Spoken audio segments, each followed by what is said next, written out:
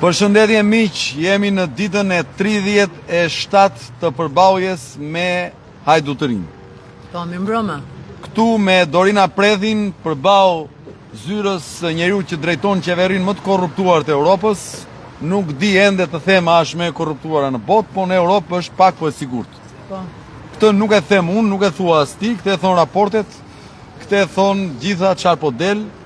Dhe është një gjë që duhet përballur. Kemi 37 ditë në përballje, 24 orë në 24 përballë ti.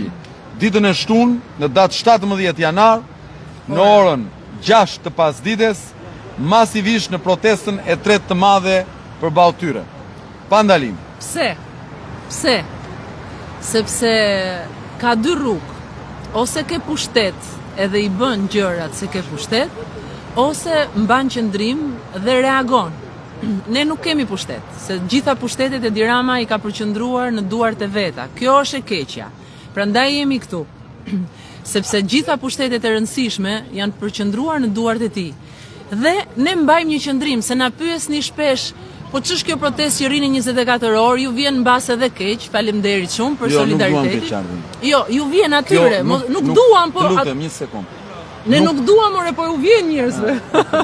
Se e shoh. S'është për keqardhje, kjo është rezistencë. Edhe prindrit e mi, për shembull, u vjen keq, njerëzve të ngushtë të afërt u vjen. Nuk duhet u vi absolutisht, sepse jemi të fortë, jemi të rinj, jemi në kohën më të mirë tonë. Po bëjmë detyrën ndaj vendit tonë, ndaj fëmijëve tanë, ndaj të ardhmes, ndaj vetes. Të mos nënshtrohemi dhe të mos lejojmë dhe të mos bëhet më gabimi që bën prindrit tanë. Pikërisht tu doja të Nëse u vjen keq prindërve, të mos mbështesin më hajdutët, po të na lënë mundësinë që ne për fëmijët tanë të krijojmë një vend normal. Kjo është shumë e rëndësishme. Saktësisht kjo doja dilja, që është shumë e rëndësishme të mbash njeriu ne bëjnë vendimet që merr në jetë. Çdo njeri është rezultati i vendimeve që ka marrë në jetë. Ne marrim një vendim dhe ne mbajmë një qëndrim. Çfarë qëndrimi ke ti ndaj Edi Ramës? Je pro apo kundër? Je kundër, si e tregon? Ne po e tregojmë këtu në shesh. Kaq e thjeshtë është. Kjo është arsye pse ne jemi në shesh. Ne jemi kundër qeverisë më të korruptuar në Europë, jemi kundër Edi Ramës dhe kundër qeverisë së tij, kundër parlamentit që e ka të gjithin në dorë, kundër shumë institucioneve që i ka përqendruar në duart e tij dhe vendos sipas dëshirës së tij. Tani nuk vendos më për dëshirë ai. Ky është problemi, këtë duhet kuptoni. Tani ai vendos për të mbrojtur interesat, se mos t'i dalin horliqet, themi ne, nga veriu. Nuk po fiton ndoshta gjë tani. Tani vetëm po mbron ato që ka fituar. E jani ta rrëzojmë se është në pikën e tij më dobët. Miq, në datën 17 janar, ditë e shtunë, në orën 6 pasdite kemi protestën e tretë. Në fakt, në datën 4 janar, kur zgjatimet e krimit në policinë e shtetit, se dua ta diferencoj, se sot është një ditë e rëndësishme, është dita e 113 vjetorit të policisë së shtetit.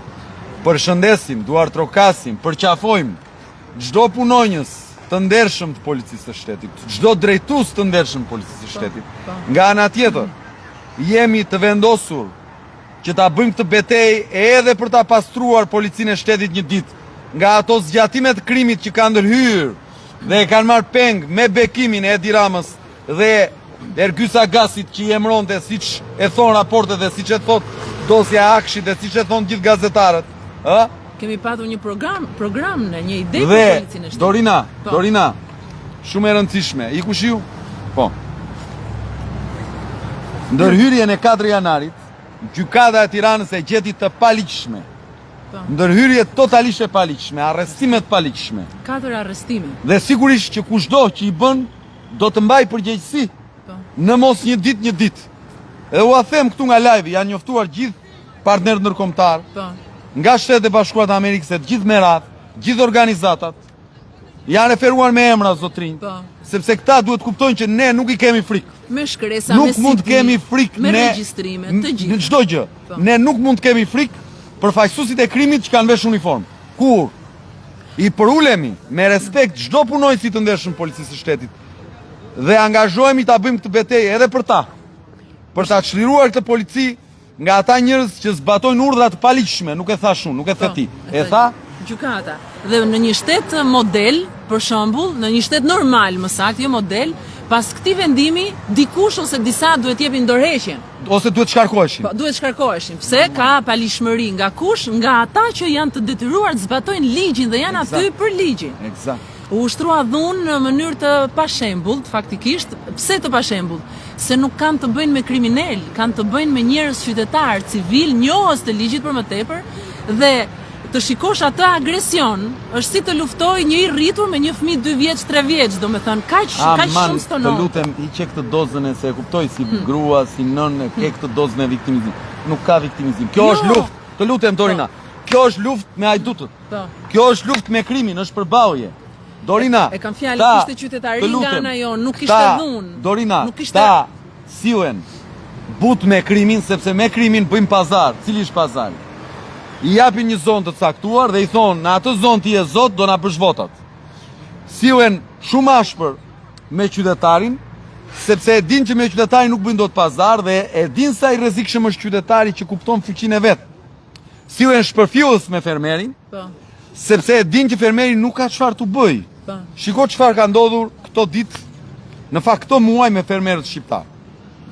Kur ishte vera, kam shkuar sepse nga thatësira e madhe, këta patën probleme shumë të mëdha me prodhimin, dhe përmes kësaj akuzë së famshme, u nxorën gjasme, kishin përdor pesticida ande këtej pa përcaktuar kush dhe si, dhe e shkatruan fermerin, u ngelën produktet në fermat e tyre. Vetëm në Konispol, në Zar llogariten 60.000 ton mandarina të shkuara dëm, 30 milion euro. Skandaloze. 30 milion euro. Për shkak të fake newsit. Të lutem. Çfarë ndodhi më vonë? Ranë të ftohtat e dhjetorit, ju than një pjesë në sera, nga ngricat. Iku dhe kjo. Erdhën përmbytjet e javës fundit. U përmbyt gjithë pjesa e Timalit, e Fierit, e Lezhës, u shkatruan fermerët, prap. Asnjë përgjegjësi askush.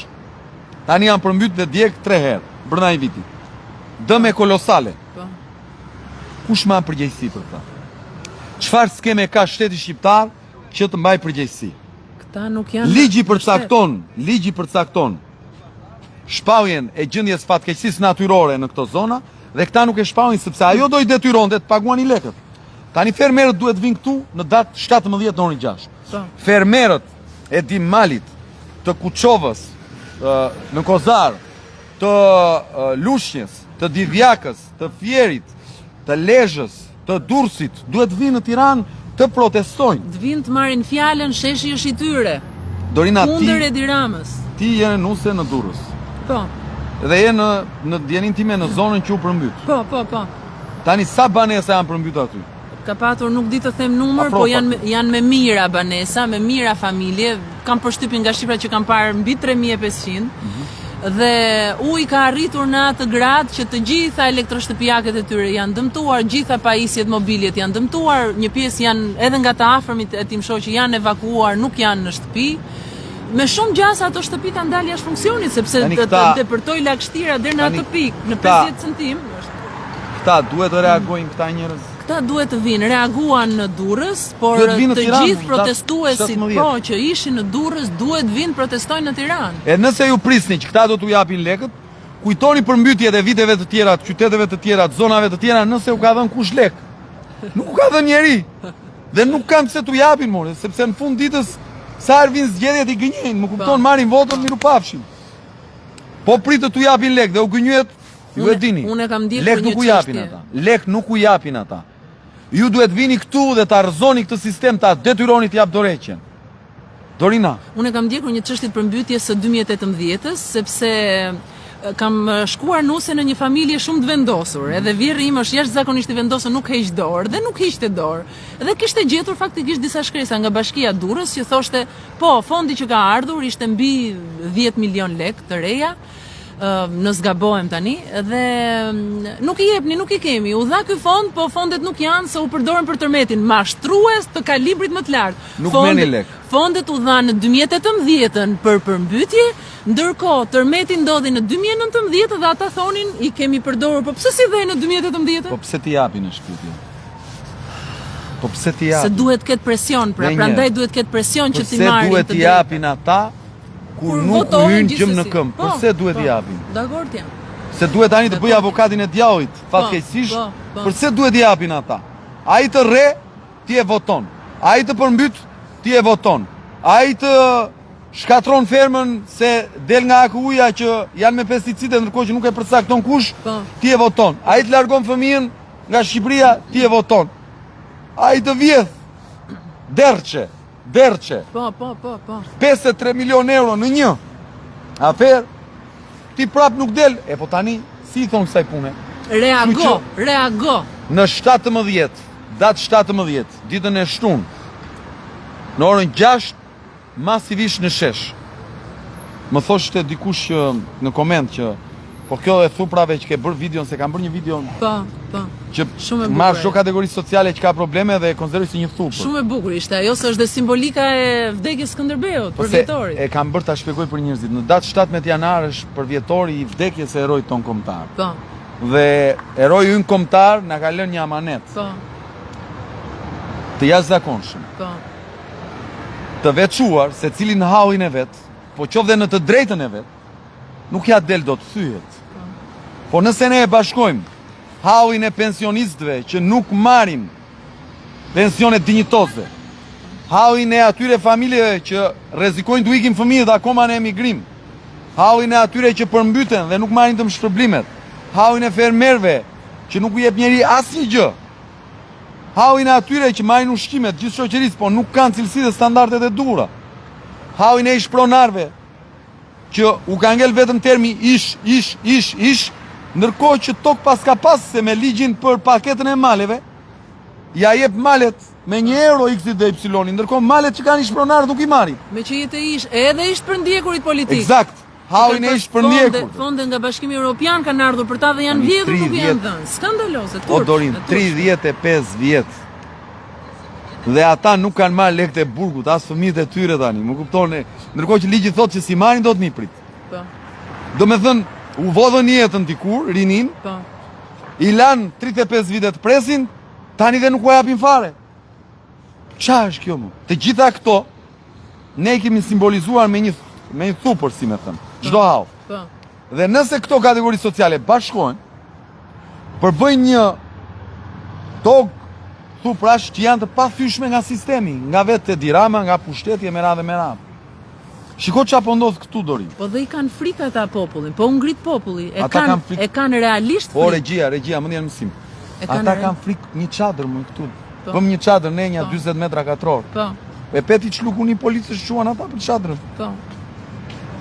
E pat shtëpinë tonë të re. Se më kanë pyet shumë si e kaloni natën ftohtin me turne. Futen 4 veta këtu te kjo, o regjia, mund t'ua tregosh. Shikojeni pak. Shtëpia e re këtu. Ja, shikojnë. Hop, ja.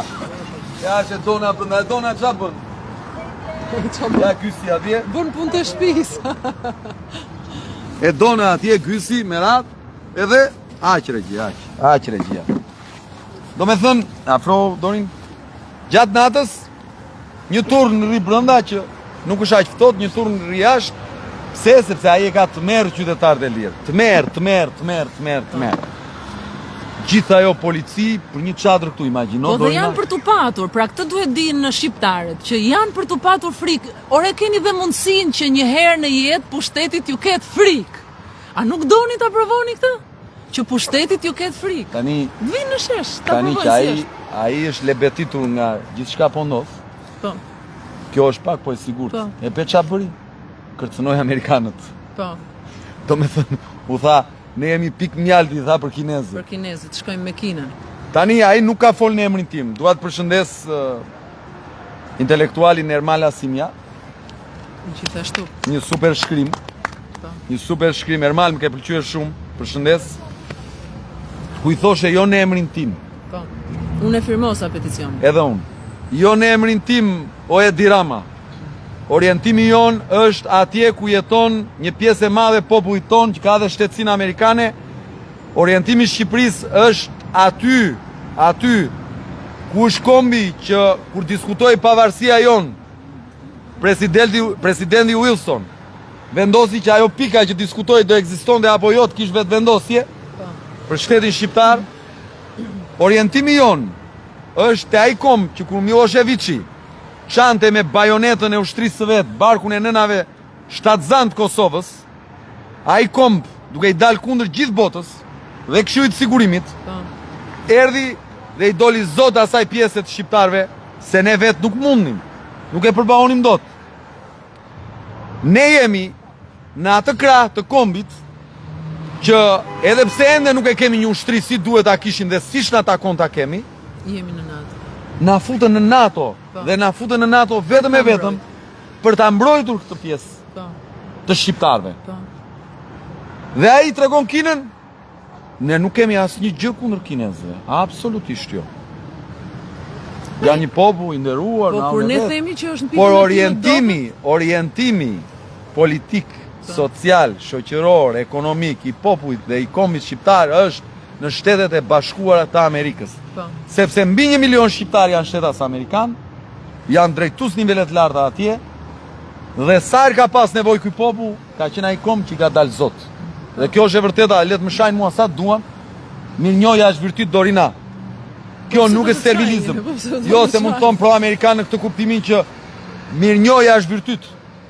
Mirënjohja është virtyt. Ne duhet jemi mirënjohës për kombin që sa herë kemi pas nevojë na ka dalë në krah dhe me reformën në drejtësi dhe me gjithçka. Po. Dhe me gjithçka.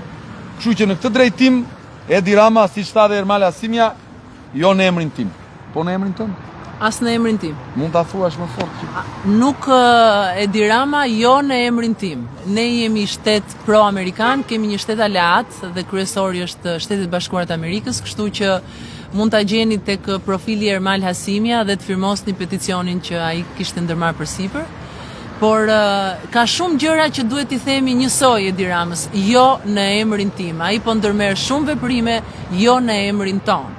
Edhe bllokimi që i bën arrestimit të Belinda Ballukut, edhe veprimet që ka ndërmarrë ndaj gjykatës kushtetuese për ta pezulluar nga detyra, të gjitha janë për interesin e tij, nuk janë në emrin ton. Dorina, e dëgjove çfarë thoshe për përmbytjet? Është i papar.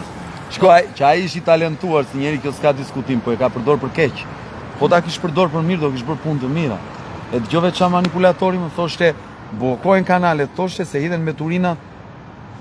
Kur e dëgjon në moment të parë, E beson. jo, bën sens logjik. Po, të them vetëm një ndërhyrje. Po. Në gjatë verës, ministre e tij ende në detyrë, zonja Kumbaro, Po. dilte dhe thoshte si Mbajmë. ministre mjedisit. 80-90% e kemi sistemuar dhe menaxhuar Po, administrimin e mbetjeve, po, thoshte. I po, kemi po. i kemi hequr mbetjet. Tani Po, po. si ka mundësi që këto mbetjet që pas kemi arritur 90% menaxhimit tyre, na pas kanë shkaktuar për mbytje. Tani shiko, ai po ta dëgjosh në pamje të parë, të bën sens më. Dhe unë kur e dëgjoj në moment të parë, them, nuk e ka keq që këto mbetje të bllokojnë kanalet. Mjeshtër i propagandës. Tani puna është që ti hyn pak në themel gjës. Po, Tani ta marrim me radhë. po. Sa përqind të territorit mbulon ky me shërbim të heqjes së mbeturinave? Se për pagesa i merr në të gjithë territorin ai. Ai merr 90% tha në verë. Ai merr pagesë. Kujtoj gjyshit e mi në Borsh të Sarandës, që u merrte në faturën e ujit pagesa për ujin e pishëm, ndërkohë që nuk u kishte shuar ndonjë linjë uji. E kishin ujin nga vetë fshati, nga me tubon e tyre, nuk u kishte shuar ky. Ndërkohë faturimin e bënde. Tani këta faturojnë kudo për mbeturinat. Po. Në sa pjesë të territorit, në sa përqind territorit bëjnë mbledhje mbeturinash këta? Unë mendoj vetëm në zonat urbane, po nuk kam shifër. Por siç të thash, domethënë me shifrat e këtyre shkon në 90%, po Kush më? është katastrofë pra, është Ku më katastrofë. Po 90%? kush se beson njëri këtë absolutisht, a 30 e bëjnë as e bëjnë. O Dorina, Po them nuk marrin mbeturinat ta në fshatra, në qendrat e komunave, ish komunave, njësitë administrative, këta marrin një në 2 javë. Në fshatra dhe thellë këta nuk marrin fare. po, Kosha mbeturinash janë prejnt, janë rëket, janë lumenjt. po. Ato vendet ku i hedh çdo familje, se çfarë do bëjnë dhe ata, ku ti çojnë? Ë? Nuk i justifikoj, po ky është fakti. Nga ana tjetër vjen. Edhe ata duhet vinë protestojnë. Nga fshatrat më të largëta duhet vinë me 17 janar të Nga protestojnë. ana tjetër, fakti i dytë është, ky sikur tha do krijojmë inceneratorët 400 milion euro, do e zgjidhim e kemi zgjidh madje, që t'ja kujtoj qytetarëve se një pjesë nuk e bëjnë lidhje. Më falni. E diti Dorina që unë kam dhënë 6 muaj të jetës time shesheve bashkë me të tjerë, jo vetëm unë, po flas për veten time, Po. në luftën kundër importit të mbetjeve në Shqipëri. Nuk e dija që ke qëndruar kaq gjatë. 6 muaj Bravo, protesta. 6 muaj protesta përballë këtij dhe Eduard Çalsit. Erdhi Eduard Çalsi soi një projekt ligj për të importuar mbetjet në Shqipëri. Po. Bën çdo gjë për ta kaluar, u bëm 6 muaj bllokat, barrikad dhe nuk kaloi. Me qytetarët. Dhe u thoshim atëherë, more, ju nuk u dilni zot plerave të Shqipërisë, do i dilni këtyre do përpunonit botës. Tani këta nuk i dalin dot zot plerave tona. Ku janë inceneratorët? Ku janë ato 400 milionë eurot? Ku janë? Ku? Ato ku janë ato? Ku janë? Ku? Se po të ishin ndoshta nuk do bllokoheshin kanalet. Në xhepat e tyre. Ku janë? Pra gjën fajsi te kushdo, përveç se te vetja. Po ka një gjë, ai erdhi në pushtet duke thënë nuk janë këto përmbytje, janë fatkeqësi, si thohet fatkeqësi natyrore. Si thohet fatkeqësi natyrore. Atëherë kishte drejt. Po tani? Ato vërtet, shiko. Po tani. Sigurisht që ka përmbytje që ndodhin për shkak të fatkeqësisë. Po, fatkeqësisë natyrore dhe duhet shpall gjendja e fatkeqësisë natyrore. Eksakt, se në momentin që thua ndodh për shkak të fatkeqësisë natyrore, duhet të shpallësh gjendjen e fatkeqësisë natyrore. Juridikisht. Që me vendim. Logjika e ligjit ka qenë e tillë. Kur ndodh fatkeqësia natyrore, do thotë ka ndodhur diçka që pavarësisht individit privat apo shtetit do të ndodhte. Është çështje natyre. Po. Dhe ndaj ligji rregullon me shpalljen e gjendjes fatkeqësisë natyrore që të dëm shpërblej privatin, po dhe të rregulloj atë pjesë të godinave shtetërore, që të gjitha. Po. Tani në momentin që nuk ndodh fatkeqësi natyrore, se të bjerëshin nuk është fatkeqësi natyrore, Dorina. Dhe të ndodh përmbytja që ditën e parë. Që ditën e parë, orët e parë që bie shi, ne përmbytet. Dorina, fatkeqësi natyrore është të çajt në një dig lart qoftë. Ose të bjerë shi në një intensitet apokaliptik, po jo të bjerë shi dhe javën, domethënë që 2 ditë e para të mbytesh, nuk ndodh kjo. Tani, çfarë ka ndodhur këtu? Videt. Videt. Jo. Po videt. Jo, se besoj. Nuk e besoj. Akoma nuk e besoj? Jo, nuk e besoj. Edhe pasi peqë 10 milionë euro çokoladë te Akshi? Nuk e besoj. Po i thot prokuroria në këtë. Videt. Faktikisht, që është e pabesueshme është. Që nuk arrit ta besoj, që janë në këtë grad. Janë akoma me hidrovorët e Kostë Enverit. Më kupton diku ndani? Ka ndruar në një pomë në një gjë. Po mirë më ndërton në një hidrovor të ri më shumë. Po nuk të gjen gjë më. E di që ai hidrovori i Durrësit që ishte ndërtuar. Dhe një që bën gabim. Po sepse ka qenë, i ndërtojnë me inxhinier të 4-ve të 5-ve, kalus. O mik. Me nxënës kalus. O shok. Se këta janë patronazhistë që ndërtojnë hidrocentralet. Nuk ndodh ndonjë gjë keq edhe sikur të ndërtoni në një hidrovor të ri, më kupton? Nuk është mëkat i madh. Domethënë dakord më, këto që ka lënë sistemi Enver Hoxhës, po bëni edhe ndonjë hidrovor më, nuk është mëkat i madh. Mund të bëjmë ndonjë hidrovor, më kupton? Nuk është fundi i botës. Në një kanal mund ta pastrojmë, më kupton? Kur e mendon, ata i kanë hapur dikur. Këta nuk i pastrojnë dot, imagjino tani. Mund të pastroni në kanal më. Po. Në për të, jo të gjitha. Se po shikoja këtë ditë institucionet që janë, që del Ministria e Mbrojtjes, dalin forcat zjarfikse e tjerë, dalin në terren. Çfarë bën Ministria e Mbrojtjes kur nuk ka gjë? Fotografi. Çfarë bën në ditët që nuk ka situatat si kjo, të jashtëzakonshme? Punojnë ndonjë ditë këta. Kjo është pyetja. Punojnë ndonjë ditë. Në datë 17 janar në orën 6 këtu. E di pse? Tua shpjegojmë. Po. Qëndrueshmëri, përballje. Në datën 4 janar, shumë njerëz më kanë shkruar, pasi ndodhi ajo gjurdia e madhe këtu që na arrestuan 4 veta, shoqëruan 13, prishën kampin, pastaj në darkë erdhën më dhunuan mua përmes bomblave, shkova në spital. Shumë menduan që ishte momenti që unë duhet ta lija dhe ju duhet ta linin. Pra ishte momenti që dhe fizikisht mjekët më thanë 5 ditë nuk duhet të bësh aktivitet, duhet të rish regjim shtrati. Nuk e bëra për trimëri ardhjen këtu, jo, po pash që skaneri doli mirë dhe thash, okay, në rregull. Po që je trimje, atë pranoj. Se bëri për trimëri, po trimje. Skaneri doli mirë, thash në rregull, nuk ka ndonjë dëmtim thelbësor, tani këto që të marr veten e di unë, do ta marr veten aty në shesh. Tani çështja është këtu. Shumë thanë që duhet ta lini se bo sakrifikuat ose nuk mendoni fizikisht do ta përballoni më. Pse nuk e lam? E para njerë, sepse nuk mundet Edi Rama me dhunë të na trëm, nuk ka shanse. Nuk më të bëj çfarë të dojnë, nuk e kemi frikë. Nuk e kemi frikë. Nuk ka çfarë bën më. Domethënë, frikë nuk e kemi. Kjo është, e kemi ndarë mendjen, e kemi frikë motorin. Jo. Po kurse kemi ne goca, do ta keni ju. Nuk e kemi ndarë mendjen që nuk e kemi frikë. Pse? Se duhet kem frikë ata që vjedhin. Po. Duhet kem turp ata që vjedhin. Duhet ulin kokën ata që vjedhin. Jo ne që përballemi. Jo, mo ne jemi krenar. Pse? Modestisht, me aq sa mundemi përballemi me ata që na vjedhin. Kaq. E dyta, për të dhënë mesazhin te njerëzit që beteja me të keqen nuk është çështje turizmi politik. Protesta turistike. Po. Që vihet këtu gjysmore e iket. Jo, edhe një njeri sikur ti rri poshtë zyrës, ati është shumë. Sepse është një njeri që nuk ka frikë nga ai, përballet me atë dhe ja thot me zë të lartë tu, je hajdut bashkë me ata që drejton. Po, se nuk e them unë. E thot prokuroria, e thot gjykata. Janë dënuar gjysma e ministrave. Nuk e them unë. Po. As ti. Ja thon institucionet. Po. Në këtë drejtim, ne kemi vazhduar të qëndrojmë. Në datën 17 është protesta e tretë. Protesta e tretë masive është këtu, ditën e shtunë në orën 6 mbasdite. Mbasdite që të kenë mundësi edhe këta që janë në punë para dite të vinë, koha do përmirësohet, parashikohet që do jetë goxha më e ngrohtë se këto ditë. Kështu që njoftoni miq, njoftoni shokët, njoftoni të afërmit. Dhe e janë këtu për veten. E janë këtu për t'i treguar që nuk na tremb dot. Për t'i treguar që nuk kanë vdekur qytetarët në këtë moment. Për t'i treguar që koha për të ikur është e ati, jo e njerëzve. Jo jona, është e ati. E pati shansin e vetë të ardhë, që nuk besoj se do të ketë më politikanë në Shqipëri shansin e Edi Ramës. Nuk besoj. Madje jam i vendosur që ta propozojmë dhe t'i qëndrojmë kufizimit mandateve. Po. 2 mandate dhe i ke shtëpia. Shumë mirë. Po. Shansin që ka pas ky, me kaq pushtet, me kaq vot, me kaq për ta drejtuar më Shqipërinë, nuk besoj se do ta ketë njeri dhe e shpërdoroj në mënyrën më të keqe të mundshme. Mbi pushteti është i rrezikshëm. Për çfarë shpërdoroj? Që një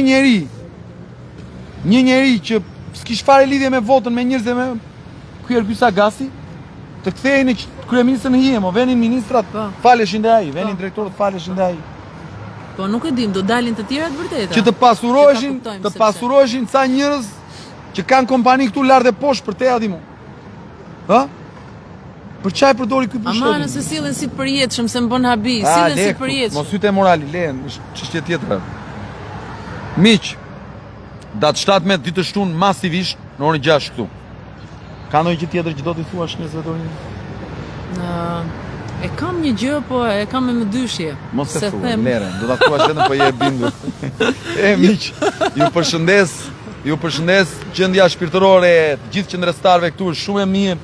E din që po bëjnë gjën e dur. Absolutisht. Sigurisht që ai po bën gabimet një pas një. Ai nga Kina, ne nga Shtetet e Bashkuara dhe ecim përpara. Ju përshëndes, shihemi shtunën në orën 6 mbasdite.